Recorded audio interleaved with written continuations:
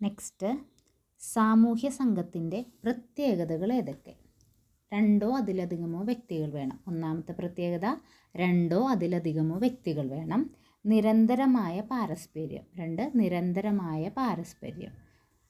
അടുത്തത് സംഘബോധം. മൂന്നാമത്തത് സംഘബോധം.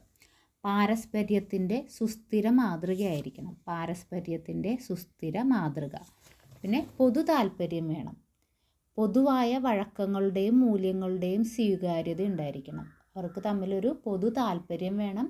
പൊതുവായ വഴക്കങ്ങളുടെയും മൂല്യങ്ങളുടെയും സ്വീകാര്യത ഉണ്ടായിരിക്കണം. നിശ്ചിതമായ ഘടന. ഇത്രയാണ് നമുക്ക് പ്രധാനപ്പെട്ട സാമൂഹ്യ സംഘത്തിൻ്റെ പ്രധാനപ്പെട്ട പ്രത്യേകതകൾ എന്ന് പറയുന്നത് ഈ 6 ആദ്യം, രണ്ടോ അതിലധികമോ വ്യക്തികൾ വേണം. നിരന്തരമായ പാരസ്പര്യം വേണം. സംഘബോധം, പാരസ്പര്യത്തിൻ്റെ സുസ്ഥിര മാതൃക, പൊതു താല്പര്യം, പൊതുവായ വഴക്കങ്ങളുടെയും മൂല്യങ്ങളുടെയും സ്വീകാര്യത, നിശ്ചിതമായ ഘടന.